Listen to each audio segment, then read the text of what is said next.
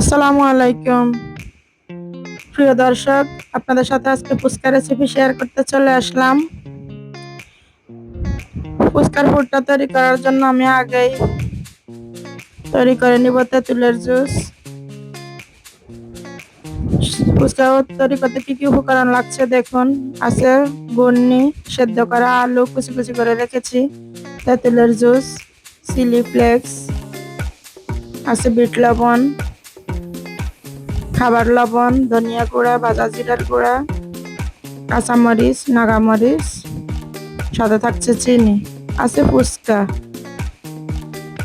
এখানে দেখতে পাচ্ছেন শসা, কাঁচা পেঁয়াজ, সিদ্ধ ডিম, ধনেপাতা কুচি, আছে লেবু।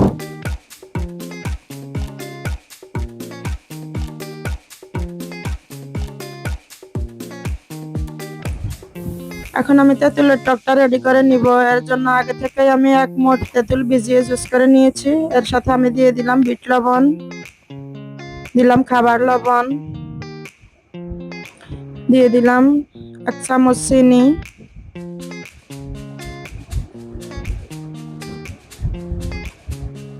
হাফ চা চামচ ভাজা জিরার গুঁড়া, হাফ চা চামচ ভাজা ধনিয়ার গুঁড়া, দিয়ে দিলাম হাফ চা চামচ চটপটির মশলা। এগুলো আমি মিক্স করে নিচ্ছি।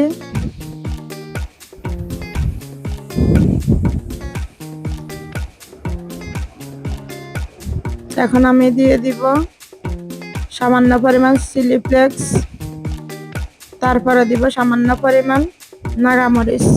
নাগামরিচ দিলে তেঁতুলের টকটা স্মেলটা অন্যরকম হয় ওই জন্য। আর সব মশলাই আমি আমার টেস্ট অনুযায়ী টক ঝাল মিষ্টি সব অ্যাডজাস্ট করে নিয়েছি, আপনারা আপনাদের টেস্ট অনুযায়ী অ্যাডজাস্ট করে নেবেন। এখন আমি ফুচকার পুরটা রেডি করে নিব। এর জন্য আমি নিয়ে নিয়েছি ঘুগনি, চটপটির ডাল যেটাকে বলে, দিয়ে দিলাম কুচি করা সেদ্ধ আলু,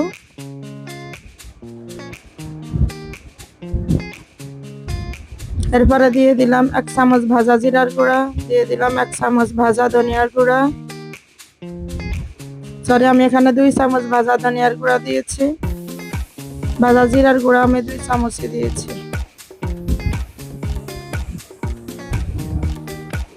এখন দিয়ে দিলাম চামচ ভর্তি করে চটপটির মশলা, দিয়ে দিলাম চিলি ফ্লেক্স। ঝালটা আসলে আপনাদের যার যার স্বাদ অনুযায়ী দিবেন, যে যেমন ঝাল খেতে পছন্দ করেন। দিয়ে দিলাম বিট লবণ 1 চামচ, লবণ দিলাম 1 চামচ। লবণটা আসলে যার যার স্বাদ অনুযায়ী দিবেন, আর গুড়ের পরিমাপ চটপটির ডালের পরিমাণ অনুযায়ী দিবেন। সবগুলো উপকরণ দিয়ে আমি এখন স্প্যাচুলার সাহায্যে মিলিয়ে নিচ্ছি।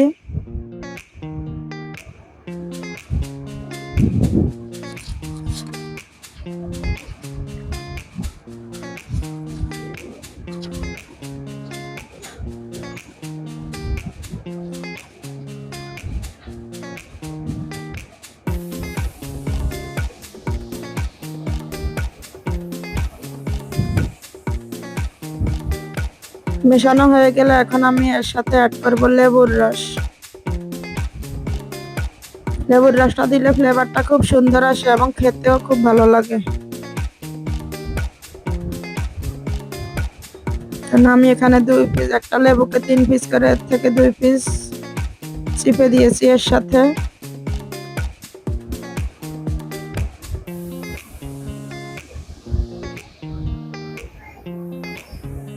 লেবুর রসটা দিয়ে আমি আবারও মিলিয়ে নিচ্ছি। নিয়ে এই পর্যায়ে আমি লবণ চেক করে নিব ঠিক আছে কিনা। প্রয়োজন হলে আমি আরেকটু অ্যাড করব।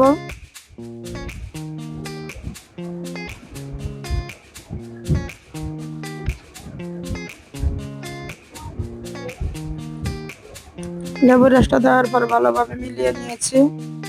এখন আমি দিয়ে দিচ্ছি পেঁয়াজ কুচি, দিয়ে দিলাম ধনিয়া পাতা কুচি,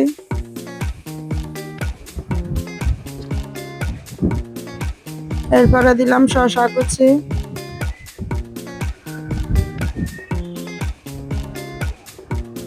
তারপরে দিলাম নাগামরিচ কুচি, কাঁচামরিচ কুচি।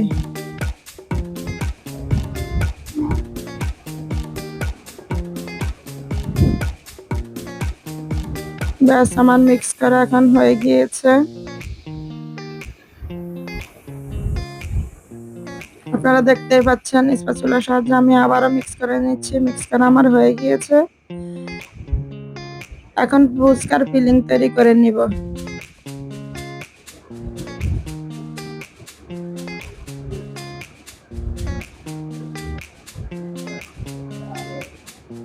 আমরা ফুচকা ফিলিং করে নিব। ফুচকার যে পাশটা নরম ও পাশটা ভেঙে নিব এবং সবগুলো ঠিক এভাবেই ভেঙে নিব, আপনারা যেমনটা ভিডিওতে দেখতে পাচ্ছেন। এগুলো রেডিমেড ফুচকা আমি বাইরে থেকে কিনে নিয়েছি, আপনারা চাইলে ঘরেও তৈরি করে নিতে পারেন।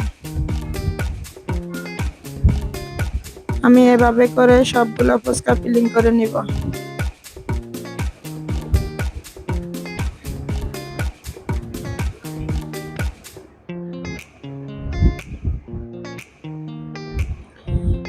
সবগুলো ফুচকা ঠিক আমি এভাবে ফিলিং করে নিচ্ছি। আপনাদের সাথে সবগুলো শেয়ার করা হয়নি, আমি অফ ক্যামেরা সবগুলো রেডি করে নিয়েছি। এর উপরে দিয়ে দিলাম আমি শসা কুচি, পেঁয়াজ কুচি, কাঁচামরিচ কুচি। এগুলো জাস্ট জানি সৌন্দর্যের জন্য দিয়েছি, কারণ ভিতরে আমার সব মশলাই দেওয়া আছে। আর উপর থেকে আমি দিয়ে দিচ্ছি সিদ্ধ ডিম গ্রেট করে, এতে লুকটা আরো অ্যাট্রাকটিভ লাগবে। এজন্যই আসলে দেওয়া, আর খেতেও ভালো লাগবে, টেস্ট যেন আরো বেড়ে গেল।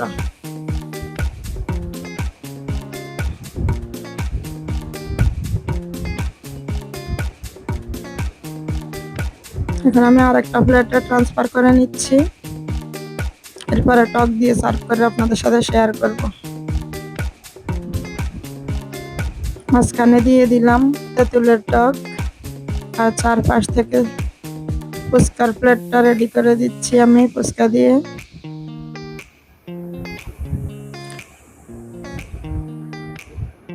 দেখুন ঠিক এভাবে করে সাজিয়ে আমি সার্ভ করছি সবার জন্য।